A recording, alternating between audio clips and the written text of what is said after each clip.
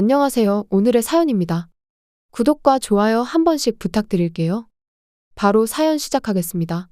저는 3년 전 결혼해 지금은 시댁에서 살고 있는 30살의 전업주부예요. 남편과 결혼하자마자 시댁 생활이 시작됐고 처음에는 익숙하지 않은 일들이 많아 매일 신경이 쓰였어요. 시아버지는 이미 돌아가셨고 동시에 시어머니는 병이 발견돼서 혼자 사는 게 위험하다는 이유로 우리가 시댁에서 시어머니와 함께 살게 되었어요. 아이를 갖고 싶었고 남편이 어느 정도 수입이 있었기 때문에 결혼하자마자 저는 전업주부가 되었어요. 결과적으로 시어머니를 돌보게 됐으니 전업주부를 선택한 건 옳은 선택이었지만 처음에는 쉴 틈이 없어 힘들었어요. 왜냐하면 시어머니가 쉴 새 없이 청소를 시키셨거든요. 처음엔 시어머니에게 아기가 있는 줄은 몰랐어요. 원래 깨끗한 걸 좋아하는 사람이니까 내 집안일이 기대 이하시겠지. 그렇게 생각하고 시어머니의 인정을 받기 위해 열심히 노력했어요. 하지만 시어머니의 저에 대한 평가는 높아지기는커녕 낮아지기만 했어요. 집안일도 시어머니가 시키는 대로 열심히 했고 음식도 남편이 칭찬을 해주는 걸 보면 나쁘지 않은데 시어머니는 제가 하는 일 하나하나에 불평불만을 늘어놓으셨어요. 예를 들면 집안일과 음식 수준이 전업주부 하기에 부족하다며 남편은 밖에서 고생하는데 미안하지 않느냐는 뉘앙스의 말 같은 걸 하셨어요. 구체적으로 집안일의 어떤 부분이 잘못되었는지 지적하는 게 아니라 제 인격을 무시하거나 정말 추상적인 것에 대해 불평하셔서 점점 시댁살이로 변해갔어요. 솔직히 시어머니의 잔소리는 정신적으로 꽤 스트레스가 쌓였고 병이 있다는 이유로 손가락 까딱 안 하고 무시하기 일상이니 굳이 같이 살 필요가 없지 않을까 라는 생각이 들기 시작했어요. 그러던 어느 날 그날은 오랜만에 해외 출장을 다녀온 도련님이 귀국한다고 해서 준비를 하게 되었어요. 시어머니는 오랜만에 집에 오는 거니까 구석구석 청소하라고 지시했고 또 요리도 맛있는 걸로 준비하라고 하셨어요. 저는 도련님을 결혼식 때 만났을 뿐 그렇게 친분이 있는 사람이 아니라 좋아하는 음식이 있는지 싫어하는 음식이 있는지 알레르기가 있는지 등등을 알 수 없어 시어머니께 어떤 음식을 준비해야 할지 물어봤지만 시어머니는 모든 걸 저에게 떠넘기고는 알아서 요령껏 준비하라고만 하셨어요. 정말이지 시어머니에게 짜증이 났지만 이런 일은 다반사예요. 저도 가급적이면 시어머니의 말에 스트레스를 받지 않기 위해 한 귀로 흘려보내려고 노력했어요. 그리고 남편에게 연락해 도련님이 좋아하는 음식, 싫어하는 음식 등을 물어보고 준비에 들어갔어요. 남편이 알려준 덕분에 도련님은 그날 저녁을 정말 맛있게 먹었어요. 그리고 모두가 잠들고 제가 뒷정리를 하고 있을 때 도련님이 제게 찾아왔어요. 시간이 늦었는데 아직 뒷정리할 게 남았냐며 도와주겠다고 하는데 저는 괜찮다고 여러 번 말하고 사양했어요. 왜냐하면 만약 시어머니 귀에 도련님 집안일 시켰다는 말이 들어가면 어떤 난리가 날지 모르기 때문이죠. 시어머니는 저를 며느리가 아니라 완전 가정부라고 생각하는 것 같고 제가 모든 일을 하는 걸 당연하게 생각해요. 이 집안의 서열 제일 밑바닥에 있는 제가 무시당하는 건 어찌 보면 당연한지도 모르겠고 시어머니에게 한 소리 들을 바에야 피곤한 몸을 이끌고 혼자 하는 편이 더 낫겠죠. 잠자리에 들기 전에 시어머니가 오늘 중으로 청소를 마치고 다음날 아침에는 모두가 일어나기 전에 아침 식사를 준비해야 한다는 의무가 있었기 때문에 그 모든 것을 오늘 중으로 끝낼 생각이었어요. 하지만 무심한 남편과 달리 도련님은 저희 부자연스러움을 금방 알아차린 것 같았어요. 도련님이 저보고 안색이 안 좋아 보인다며 혹시 시댁살이 고달프냐고 묻는데 저는 예상치 못했던 터라 순간 소름이 돋았어요. 하지만 만약 도련님과 상담이라도 한 게 시어머니 귀에라도 들어가면 나중에 어떻게 될지 무서웠어요. 저는 괜찮다고 말하고 도련님에게 침실로 돌아가라고 했어요. 그리고 시어머니는 도련님에게 잘 보이고 싶은지 매일매일 저에게 간식을 만들게 했어요. 평소처럼 집안일만 해도 힘든데 제 몸은 점점 피로가 쌓여갔어요. 그리고 도련님이 돌아온 지 일주일이 지났을 때 무리한 생활에 지친 제 몸이 드디어 한계에 부딪혀 고열이 났어요. 그때는 이미 39도를 넘어섰고 몸도 한계에 다다랐어요. 하지만 시어머니는 그런 저에게 냉정한 말을 했어요. 열 좀 난다고 해서 너무 티내지 마. 그런 건 핑계 따위가 될 리가 없잖아. 오늘도 평소처럼 집안일도 하고 밥도 만들어야 해. 이런 말에 저는 눈앞에 있는 시어머니가 진짜 악마라고 생각했어요. 일로 바쁜 남편을 대신해 집에 있던 도련님이 약국에서 해열제를 사다 주었고 그 약을 먹은 저는 한계에 다다른 몸을 일으켜 냉동식품을 사용해 저녁을 준비했어요. 시어머니한테 도련님 먹을 저녁밥을 만들라고 할 수는 없었거든요. 하지만 집안일은 도저히 할 수 없어 그대로 이불로 돌아갔더니 시어머니가 잔뜩 인상을 쓰고는 제 방으로 들어왔어요. 너? 냉동식품을 식탁에 올리다니? 제정신으로 그런 짓 하는 거야? 먹고 재워주면 어떤 경우라도 요리 정도는 직접 해줘야 하는 게 당연한 거 아니야? 저는 열이 올라 의식이 반쯤 흐릿한 상태에서 시어머니의 말에 대답하느라 정신이 없었어요. 그런 제 태도에 더 화가 났는지 시어머니는 말도 안 되는 행동을 했어요. 좋은 말로 해도 못 알아듣는 사람은 몸으로 배워야지. 시어머니는 시뻘건 얼굴로 창가에 있던 화분을 들고 저를 향해 던졌어요.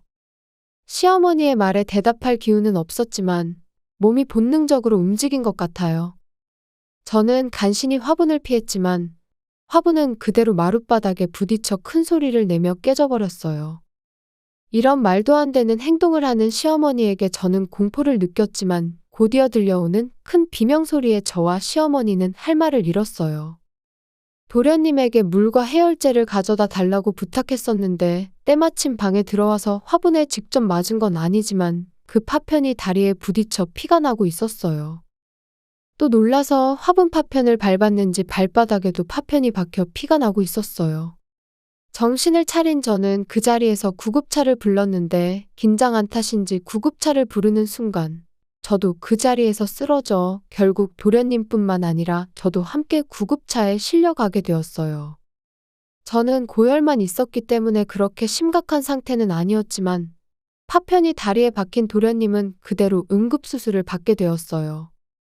생명에는 지장이 없지만 부상을 입게 된 거죠. 그 후 남편은 바로 달려왔고 무슨 일이냐며 어떻게 된 건지 설명해달라고 소리쳤어요. 근데 시어머니가 화분을 들고 있다가 미끄러져 떨어뜨렸다고 변명을 하는 게 아니겠어요. 저는 그 변명을 듣고 속으로 화가 나서 진실을 말해줘야겠다고 생각했어요. 열이 39도가 넘고 머리가 어지러워서 오늘은 그냥 잠자고 쉬고 있었어. 그런데 어머님이 방에 들어와서 어떤 상황에서도 가정부인 나는 무슨 일이 있어도 집안일 해야 한다고 욕을 하시더라고. 무슨 소리야? 그런 말 한 적 없는데. 엄마가 잠도 제대로 못 자게 하고 열 날 때까지 집안일을 시킨 거 아니야? 남편의 확신에 찬 질문에 시어머니는 점점 입장이 곤란해졌어요. 남편은 바쁜 시기라 매일 밤늦게 귀가했고 집에 돌아와도 밥만 먹고 바로 잠들었거든요. 그래서 남편은 집에서 벌어지는 일을 전혀 몰랐어요. 솔직히 제 편을 들어줄지 시어머니 편을 들지 몰랐는데 남편은 완전 제 편을 들어줬어요. 그리고 화분은 어떻게 된 거야? 약 덕분에 열이 많이 내려간 저는 정신이 번쩍 들었어요. 바로 주머니에 있는 폰을 꺼내서 녹음한 걸 재생했어요. 도련님이 저보고 평소에 녹음하는 걸 습관화하면 좋다고 추천해줘서 항시 녹음하고 있었거든요. 마침 화분 사건이 터졌을 때도 녹음을 하고 있었어요. 남편은 녹음된 걸 듣고는 새빨갛게 얼굴이 달아올라 역정을 냈어요. 사람이 할 수 있는 짓이 아니라며 미친 거나 다름없다고 시어머니에게 화를 내는데 그렇게 무서운 얼굴은 처음 봤어요. 나는 그냥 집안일 잘했으면 한 거지. 아기는 없었어. 아기가 없었다는 게 말이 돼. 그걸 믿을 것 같아? 이제 앞으로는 엄마 안 볼 거야. 남편이 그렇게 말하자 시어머니는 점점 얼굴이 창백해지면서 그 자리에 주저앉았어요. 하지만 저를 생각한 남편은 곧바로 시어머니를 데리고 병실을 빠져나갔어요. 그날 밤 남편은 도련님을 데리고 다시 제 병실을 찾아왔어요. 그리고 시어머니에 대해 함께 논의했고, 우리가 퇴원하는 날 시어머니가 찾아왔어요. 그리고는 여러 번 미안하다며 고개 숙여 사과했어요. 저와 도련님이 입원해 있는 동안 남편에게 혼이 난 것 같았어요. 시어머니는 많이 지쳐 보였거든요. 하지만 어떤 형태로든 사과를 받았다고 해도 제 마음의 상처가 사라지는 것도 아니고 도련님이 입은 상처도 사라지는 건 아니죠. 도련님은 사과를 받을 생각이 없었는지 고소까지 생각하겠다고 말하는데 그 말을 들은 시어머니는 고소라는 말에 미쳐 날뛰었어요. 어떻게 자기 엄마를 고소하냐며 날뛰는데 도련님은 집에서도 나갈 거라며 담보대출은 알아서 해결하라고 으름장을 놨어요. 잠깐만. 그렇게 되면 나는 어떻게 살아라고. 키워준 은혜를 갚는 게 이거야. 잘못하면 벌 받는다는 거 알려준 사람이 엄마 아니야? 세상이 많이 바뀌었잖아. 우리보다 더 오래 살아온 엄마가 가장 잘 알고 있을 거 아니야? 도련님이 그렇게 말하자 시어머니의 얼굴에는 이미 절망이라는 감정이 스쳐 지나가는 것 같았어요. 전혀 말이 나오지 않고 그냥 그 자리에 주저앉아 버렸어요. 정말 넋이 나가서 미쳐버리는 거 아닌가 하는 생각이 들 정도였어요. 하지만 시어머니는 그래도 끝까지 포기하지 않으셨어요. 앞으로 잘하겠다며 한 번만 봐달라고 하는데 혹시나 해서 봐줬다간 다음번에는 정말로 크게 다칠 수도 있고 몸이 으스러질 때까지 시집살이를 당할지도 몰라요. 게다가 모든 사실을 알게 된 남편이나 실제로 부상을 입은 도련님은 절대 시어머니의 편도 대주지 않고 용서할 생각도 없었죠. 시아버지는 이미 세상을 떠났으니 시어머니가 의지할 사람은 정말 아무도 없고 앞으로 고독한 삶을 살아야 해요. 뭐 어떤 상황이 되든 저를 포함해 남편도 도련님도 시어머니를 도와줄 생각이 전혀 없고 그대로 인연을 끊고 시어머니와의 관계를 끝냈어요. 그러자 저는 시어머니에게 그동안의 시집살이로 인한 정신적 손해배상 소송을 했고 도련님은 시어머니를 상해죄로 고소했어요. 그 후 시어머니는 우리에게 돈을 지급해야 하는데 연로한 시어머니에게 돈을 빌려줄 곳은 어디에도 없었어요. 게다가 대출금을 갚을 수 없는 시댁에 계속 살 수도 없어 집을 팔려고 부동산에 내놨다고 하네요. 하지만 좀처럼 매수자가 나타나지 않아 결국 시어머니는 일용직 같은 일을 하면서 돈을 갚기 위해 애쓰고 있다고 하네요. 참고로 저는 지난달에 임신을 했고 지금은 남편과 둘이서 행복한 생활을 하고 있어요. 시어머니처럼 스스로 인간관계를 악화시키는 일이나 행동을 하면 반드시 벌을 받을 거예요. 인생을 헛되이 살지 않기 위해서라도 남을 존중하고 배려하도록 하겠습니다. 시청해주셔서 감사합니다. 그럼 다음 영상에서 다시 뵙겠습니다.